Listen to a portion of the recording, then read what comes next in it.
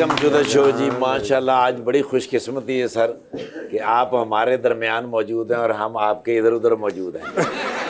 मैं सारी रात कोशिश करता रहा कि आपके ऊपर मैं कोई शेर लिखूं, अच्छा, लेकिन आप थे नहीं, फिर मैंने अपने आप पे लिखा। फिरदौस के जमाल में कौसे कज़ा के रंग हैं, इन रंगों के मिजाज में 100 तरह के ढंग हैं। आज इनके साथ ठाकुर कैसी रहेगी गपशप, हम दो हैं लेकिन फिर भी सब लोग इनके साथ। हाय हाय हाय हाय। उसकी सूरत मेरी आंखों में समाई है, नहीं उसके अंदर कोई बेवफाई है। जिसने काम सीखना सीख लो वासे, आज एक्टिंग की एकेडमी आई है। साहब ये तो कांटों में घसीट रहे हैं आप। नहीं नहीं सर, मैं बर्दाश्त करता हूँ, आप भी थोड़ा सा करें। फिरदौस साहब, it's lovely to see you sir. इतने अरसे बाद हम बड़ी देर से लगे हुए थे, हमने कहा कि जब आप चाहेंगे तब हम आपको बुलाएंगे। Thank you. तो अब आपकी तबीयत कैसी है सर? अल्हम्दुलिल्लाह आई एम ओके। पूरे गैलप में माशाल्लाह जबरदस्त। हाँ, तूफान आते हैं, थम जाते हैं, बहार आती है, ख़ज़ां आती है। इस तरह इंसान के भी मौसम होते हैं। वो जो ज़रा तकलीफ़ दे मौसम था वो अल्लाह ने खैर खैरियत से गुजार दिया। अब आप लोगों को देखा है तो अंदर बाहर का मौसम बदल गया। वाह वाह सर, मुझे ये बताएं कि आपको दोबारा हम स्क्रीन पे कब देख रहे हैं रेगुलरली एक्टिंग करते हुए? इंशाल्लाह जल्दी देखेंगे। आप आगे हैं प्रोसेस में दोबारा कि मैं दोबारा एक्टिंग वगैरह आपने ड्रामे करना शुरू कर दिए? हाँ, आई मीन इंशाल्लाह। लेकिन असल में बात ये है ना कि अब वो मैं हर एक ड्रामा कर नहीं सकता। जाहिर है कि लोग मुझसे तवक्को रखते हैं, एक्सपेक्टेशन उनकी होती है ना, तो उनकी तवक्कुआत पे पूरा उतरने के लिए मुझे बहुत एहतियात करनी पड़ती है, बहुत सारी चीज़ें देखने। हर काम मैं नहीं करता। ठीक है। अब थोड़ा चूजी हो गया हूँ।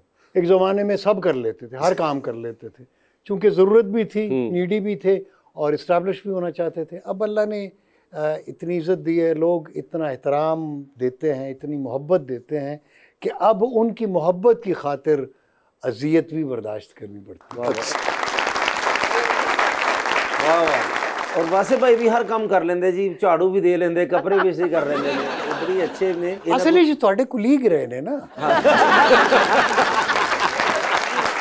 पिछले जो इतना अरसा भी गुजरा तो आपने घर पे भी टाइम गुजारा है बहुत जी। तो टेलीविजन वगैरह देखा आपने? कोई फिल्में वगैरह देखी? कोई टाइम मिला कोई बोरियत खत्म तो करने को? मैंने नहीं देखी, चूँकि हमारी जो फिल्म है खुसूसन बड़े सगीर की, वो इतनी अजीबोगरीब हो गई है कि समझ नहीं आती कि उसको फिल्म कहें या सर्कस कहें। लेकिन ये है कि कुछ लिटरेचर, कुछ ड्रामा अपना देखा, कुछ और चीज़ें जो कि। कोई पसंद आया ड्रामा वगैरह जो रिसेंट आपने देखा हो, कोई नज़र से गुजरा हो? जी कोई? अच्छे भी थे, अब मुझे नाम याद नहीं रहा चूँकि मेरी वो मेमोरी इतनी अच्छी नहीं रही। लेकिन बहरहाल कोई चौंका देने वाला काम, चौंका देने वाला नहीं था, नहीं देखा। ये अफसोस की बात है कि या फिर काम इतना हो गया कि अब हमें हैरत नहीं होती। वो जैसे वो शेर है ना कि हैरत मिरोज दू जहान बेनियाज कर्द, ई खौब कारे दौलत बेदारी खुनद। मेरी हैरत ने मुझे दोनों जहानों से बेनियाज कर दिया है और इस नींद ने मुझे बेदारी की दौलत अता की। तो ये हैरत बड़ी ज़बरदस्त चीज़ है। मैं कहता हूँ कि जो क्रिएटिव आर्ट है, मेरा क्या बल्कि ये बड़े भी यही कहते हैं, हर क्रिएटिव आर्ट की जो बुनियाद है वो हैरत है। तो हैरत जब तक इंसान की रहती है वो क्रिएशन करता रहता है, क्रिएट करता रहता है, तख्लीक करता रहता है। जब उसकी हैरत ख़त्म हो जाती है वो ऑर्डिनरी आदमी बन जाता है। फिरदौस साहब, अगर at this point if I ask you कि आप आखिरी बार हैरान कब हुए थे? आखिरी बार अभी जब आपको देखा है। मैं इसको एज अ कॉम्प्लीमेंट लूंगा कि अभी भी इनको हैरान करने वाली कोई बात है मेरे में। सर, आपने जो ड्रामे वगैरह देखे, कोई ऐसा कोई लगा कोई अदाकारी वगैरह किसी की देख के, या कोई दैट यू थॉट के यार ये अच्छा कौन है, या आपने उनके साथ काम भी किया हो, आपको लगे कि ये फलां लड़का या लड़की अच्छा काम बड़ा कर रहे हैं, कोई ज़रा इंटरेस्टिंग काम कर रहे हैं? अब बहुत सारे मैंने देखे, बहुत अच्छा अच्छा काम हो रहा है, मुझसे बेहतर बहुत अच्छे बहुत सारे आर्टिस्ट आ गए। लेकिन असल में मेरी काफ़ी अरसे से नाक बंद है, मुझे बू नहीं आती। ऐसी हम ही अज नहा के आए फिर अभी तो तैयार हो गए। इसको आप इस मान में ले लें कि अब मेरी हैरत खत्म हो गई है। तो बहुत भी अच्छा काम कर रहा होता है तो पता नहीं क्यों मुझे अच्छा नहीं लग रहा होता। मैं अच्छे लगने से मुराद है कि मैं इंस्पायर नहीं होता। मगर कहीं पे मुझे ये बताइए फिरदौस साहब, आपको लगता है ऐसा कि बिकॉज आपका स्टैंडर्ड सेट हुआ है with a lot of in depth writing, exact, ठीक है, तो आप लोगों ने खुद भी उस जमाने में काम किया जिसमें बहुत इन डेप्थ राइटिंग होती थी, लेयर्स होती थी राइटिंग और की, देखा भी बहुत, तो अब दुनिया में या हमारे यहाँ पे स्पेशली अगर मैं कहूँ कि उतनी इन डेप्थ राइटिंग नहीं है, और जिसके रिजल्ट के तौर पे आपको उतनी इन डेप्थ एक्टिंग भी शायद नहीं मिल रही, क्योंकि भाई अगर डिमांड ही नहीं है, एक स्क्रिप्ट कर रहा है इतनी, तो मैं एम ही उतर जाऊँ, किधर उतरूंगा, नीचे को जगह ही नहीं है। बिल्कुल सही है, बिल्कुल। वो चूंकि कमर्शियलिज्म जो है ना वो ज्यादा, आर्ट जो है वो पीछे चला गया है। हर बंदा वो कमर्शियलिज्म, पैसा, जर्क बर्क, वो जो चमक दमक, ये वो ज्यादा हो गई है। वो जो प्योरिटी है ना, वो जो मतलब है कि अब आपको डब्बे में लस्सी मिलती है, पहली वो रिड़की हुई मिलती थी उसमें, वो पीने का मजा और है, डब्बे की लस्सी पीना और है, करगस का जहां और है, शाही का जहां और। सर आपको ये लगता है कि it's not just acting, other mediums of art भी हमारे बहुत सबलिमिनल हो चुके हैं? वो डिटीरिएशन है एक, मतलब टेक्नोलॉजी जो है वो तरक्की कर रही है, टेक्नोलॉजी तरक्की की और तख्लीक जो है वो तनज़्ज़ुल का शिकार, तनज़्ज़ुल का, बिल्कुल आई एग्री विद यू। कि डिलेमा पूरी दुनिया में है, हाँ, सिर्फ हमारा नहीं, हम ये कहें कि जी हमारे मुल्क में नहीं, it's all over the world. इसकी वजह मेरे ख्याल है एक्सेस है, excess of everything is bad. जब चीज़ें बहुत ज़्यादा हो जाएं तो फिर मयार गिर जाता है। बिल्कुल, ये बड़ी एक डीप बात है कि एक्सेस जो है वो हमें बहुत डैमेज कर रही होती है और हम लोग रियलाइज नहीं कर रहे होते उसको, just in the name of के जी अब इतना ही पैसा मटेरियल हो गया ना ज़्यादा इम्पोर्टेंट, बंदा जो है वो इतना कीमती नहीं रहा, पैसा ज़्यादा कीमती, और एक्सेसिबिलिटी आसान हो गई है तो एक्सेस के ऊपर हमारा फोकस हट गया हुआ है। वही बिल्कुल। रीज सर, आप बहुत ज़्यादा स्ट्रेट फॉरवर्ड है और सच बोलना पसंद भी करते हैं, पर हमारे यहाँ लोग नॉर्मली सच सुनना ज़्यादा पसंद नहीं करते। कभी ऐसा हुआ है आपको आपके सच बोलने की वजह से काफ़ी प्रॉब्लम को फेस करना पड़ा? जी अल्हम्दुलिल्लाह, सच बोलते रहना चाहिए, तकलीफें तो आती रहती हैं, तो लोग अंदर से जो आपको तकलीफ दे रहे होते हैं वो शर्मिंदा भी हो रहे होते हैं, उनको पता होता है ये बात सच्ची कर रहा है, लेकिन चूंकि उसकी एक झूठी अना होती है, इसको हम कहते हैं ना फॉल्स किस्म की ईगो जो है, तो उसकी ईगो जो है उसको इकरार करने पे वो उसको रोकती है कि नहीं ये क्या तू है बड़ा अच्छा आर्टिस्ट है, यह बड़ा पढ़ा लिखा है, यह बड़ा बड़ा मुकर्रर है ते और तेरी बेइज्जती हो जाएगी। यानी लोग दूसरों की तारीफ़ करते हुए, उनके फ़न को अप्रिशिएट करते हुए वो अपनी सुब की समझते हैं, और ये छोटापन है, या हमारे माशरे में ये चीज़ आ गई है, पता नहीं कहाँ से आ गई है, कि हम सच को सच कहने पर भी शर्मिंदगी महसूस करते हैं।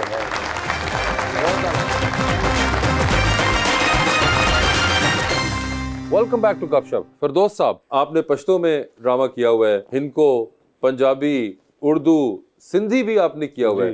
Do you know these languages as well, या सिर्फ उस टाइम पे ही याद करके करते थे? नहीं, हिंदको और पश्तो तो चूंकि हमारी इलाकाई ज़बान पेशावर में बोली जाती हैं दोनों। उर्दू मुझे इस वजह से अच्छी लगती थी कि उसमें अदब, लिटरेचर जो था, हमें जो पढ़ाते थे उर्दू के जो हमारे उस्ताद थे स्कूल में भी और फिर कॉलेज में भी प्रोफेसर साहब, बल्कि मुझे ये भी सआदत हासिल है कि कुछ क्लासेस फराज साहब ने भी हमारी, इस्लामिया कॉलेज पेशावर में उर्दू के लेक्चरर थे वो, और एहसान दानिश साहब और इस तरह के बहुत सारे लोग। तो उर्दू इस वजह से मेरी वो थी कि जिस वक्त मैं छोटा था तो उस वक्त अंग्रेज़ी की फिल्में आती थी या उर्दू की आती थी या पंजाबी की आती थी। पंजाबी की इतनी नहीं थी, लेकिन चूँकि उर्दू ज़्यादा आती थी, मेरे अंदर एक चूँकि आर्टिस्ट था तो ज़बान तो मेरी पश्तो थी, इनको ज़्यादा बोल लेते थे, तो वो एक सबकॉन्शियस में एक चीज़ थी कि अगर एक्टर बनना है तो तुम्हें उर्दू आनी चाहिए। तो वो फिर मैंने जो जितने भी सब्जेक्ट थे वो उर्दू के वो चूज़ किए, और कोई दूसरी तरफ मैं गया नहीं, ताकि उर्दू फिर शायरी और जो भी था तहत लफ्ज़ बोलना, फिर मैं देखता था, फिल्में देखता था, उधर से उर्दू सीखता था। बल्कि मैं आपको एक वाक़या सुनाऊं कि जो इस्लामिया हाई स्कूल है पेशावर का, वो किस्सा खानी बाज़ार के साथ, ये काबली गेट उसको कहते हैं, तो काबली दरवाज़े में 3 सिनेमा साथ साथ है, पिक्चर हाउस, नवल्टी और तस्वीर महल। 2:30-3 बजे छुट्टी हो जाती थी। अब चूँकि पैसे तो होते नहीं थे टिकट के, रोज़ देख भी नहीं सकते चूँकि मार पड़ती थी घर में, किधर रह गए थे, तो मैं जाके फिल्म चलती थी तो वो जो दरवाजा होता है ना सिनेमा का अंदर हॉल का उसके साथ कान लगा के मैं डायलॉग सुना करता था। अच्छा। उर्दू फिल्में आती थी तो सिर्फ उर्दू सीखने के लिए कि ये उर्दू फिल्म है तो मैं वो डायलॉग सुना करता था कान लगा के। ये मेरी ट्रेनिंग है, कोई एकेडमी नहीं थी, कुछ नहीं थी। आपकी मादरी जुबान पश्तो है, आप पेशावर में बड़े हुए, मगर आपने बड़ा सक्सेसफुली ओवरकम किया है। आप जब उर्दू बोल रहे होते हैं तो उसमें कोई आपका डायलेक्ट नहीं झलकता। मैं यही पूछने लगा था कि क्या इस पे आपने, जब आप एक बार लाहौर आए और आपने उर्दू ड्रामे शुरू की, तो आपने काम किया इसके ऊपर? उस जमाने में जो माइग्रेट करके आए थे ना इंडिया से, यूपी वगैरह से, उनके साथ मैं ज्यादा उठता बैठता था, क्योंकि ज़हन में सब कॉन्शियस में ये था कि मैंने फिल्मों में ड्रामों में काम करना है, उर्दू में होते हैं। उस वक्त तो पश्तो बहुत कम होती थी, इलाकाई ज़बानें तो टीवी पे नहीं होती थी, रेडियो पे भी ज़्यादातर उर्दू के ड्रामे होते थे। और मैं वो कान लगा के, रात को ट्रांजिस्टर रखा होता था तो वो रेडियो के ड्रामे में कान लगा के सुना करता था उर्दू सीखने के लिए। उर्दू प्रोग्राम में सुना करता था। तो उर्दू सीखने का इतना मुझे शौक़ था। जब बड़े हुए, कॉलेज में जब गए तो उर्दू के, जैसे फराज साहब से भी मैंने कुछ क्लासें ली, वहाँ मोहसिन एहसान वगैरह, ये वो, इनके साथ में बैठा करता था, इनको सुना करता था।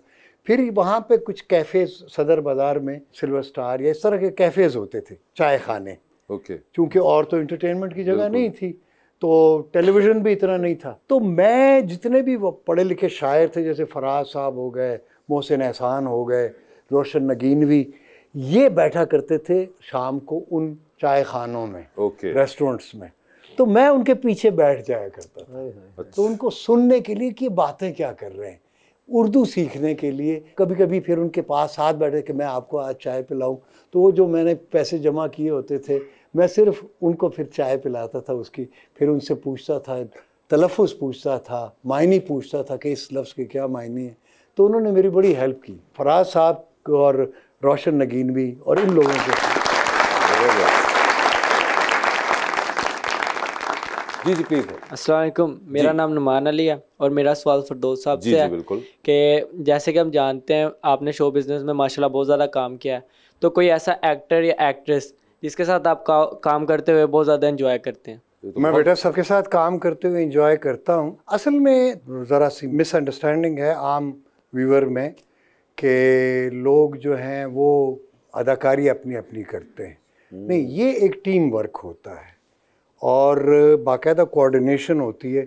चाहे कोई आपसे बुरा भी एक्टर है, अगर कोई मतलब है जेन्युइन एक्टर है, तो वो एक कोशिश करेगा कि वो उसके लेवल पे आके काम करे और वो किरदार बन जाए।